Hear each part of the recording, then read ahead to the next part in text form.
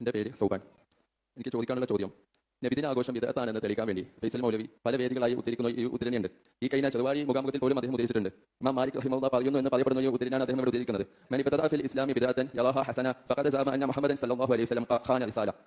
ഏതെങ്കിലും ഒരാൾ ഇസ്ലാമിൽ ബിദഅത്തായ പ്രവർത്തനം കൊണ്ടുവരികയും അത് ഹസനായി കാണുകയും ചെയ്താൽ ആ വ്യക്തി നബി സല്ലല്ലാഹു അലൈഹി വസല്ലം തങ്ങൾ റിസാലയിൽ വഞ്ചന നടത്തി എന്ന് പറയുന്ന ഉദ്ധരണിയാണ് അദ്ദേഹം ഉദ്ധരിക്കുന്നത്. നമുക്കറിയാം മാലിക് റഹിമഹുല്ലാഹ് ഒരുപാട് കിതാബുണ്ട്, മുഅത്ത, മുദവ്വൻ, അങ്ങനെ ഒരുപാട് കിതാബ്. ഇതിന്റെ ആദ്യത്തെ ചോദ്യം, മാലിക് റഹിമഹുല്ലാഹ് ഈ ഉദ്ധരണി ഏത് കിതാബിലാണ് പറഞ്ഞത്?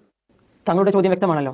നബിദിനാഘോഷത്തെ എതിർക്കാനും ബിദഅത്തുൽ ഹസനയെ നിരാകരിക്കാനും വേണ്ടി എല്ലാ വേദികളിലും ഇവർ ഉദ്ധരിച്ചുകൊണ്ടിരിക്കുന്ന ഒരു ഉദ്ധരണിയാണ് ഇവിടെ ചോദിക്കപ്പെട്ടത്. ഈ കഴിഞ്ഞ ചെറുവാടി മുഖാമുഖത്തിലും ഫൈസൽ മൗലവി ഈ ഉദ്ധരണി ഉദ്ധരിച്ചിരുന്നു. അതെ, നമുക്കൊന്ന് കേട്ടു നോക്കാം.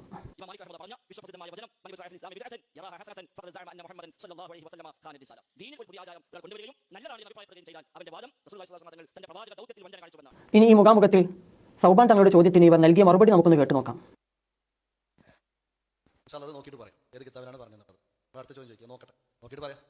മൗലവിയുടെ പ്രതികരണം കേട്ടല്ലോ.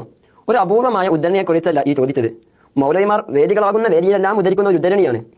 ഇതിനെക്കുറിച്ച് അവസാനം മൗലവിമാർ 2-3 ചോദ്യങ്ങൾക്ക് ശേഷം ആണ് മറുപടി പറയുന്നത്. അത്രയും നേരം ആ വേദിയിലുള്ള കാഴ്ച കാണേണ്ടത് തന്നെയായിരുന്നു. മൗലവിമാർ വേദിയിലുള്ള എല്ലാ മൗലവിമാരും ഫോൺ വിളിച്ചും തപ്പിയും ഇന്റർനെറ്റിൽ പരതിയും അങ്ങനെ ഒരുപാട് നേരം തെരഞ്ഞതിന് ശേഷം അവസാനം മൗലവി പറയുന്ന ഒരു മറുപടിയുണ്ട്. ഈ ഒരു മറുപടിയിൽ മൗലവി 10 കളവുകൾ പറയുന്നുണ്ട്. ഓരോ കളവുകളും നമുക്കൊന്ന് പരിശോധിച്ച് നോക്കാം.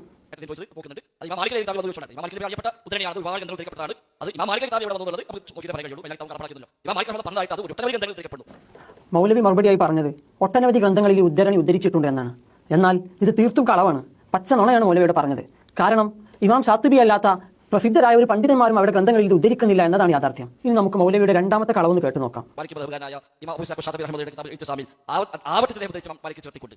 മൗലവി പറഞ്ഞത് ഇമാം ഷാത്തിബി റഹിമഹുല്ലാഹ് തന്റെ ഇഅ്തിസാമിൽ ആവർത്തിച്ച് ഈ ഉദ്ധരണി കൊണ്ടുവരുന്നുണ്ട് എന്നാണ്.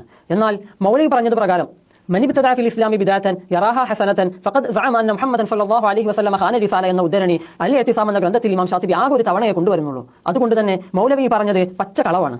മൗലവിയുടെ മൂന്നാമത്തെ കളവ് നമുക്കൊന്ന് കേട്ടു നോക്കാം.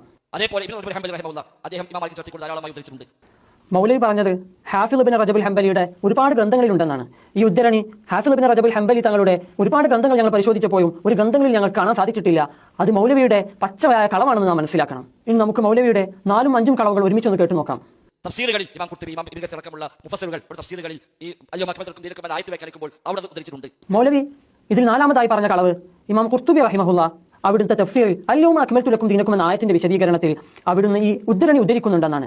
എന്നാൽ ഇതാണ് ഇമാം ഖുർത്തുബിയുടെ തഫ്സീർ. ഇതിൽ അൽയൗമ അക്മൽതു ലക്കും ദീനക്കും എന്ന ആയത്ത്, ആ ആയത്തിനെ വിശദീകരിക്കുന്നിടത്ത് ഇമാം ഖുർത്തുബി റഹിമഹുല്ലാഹ്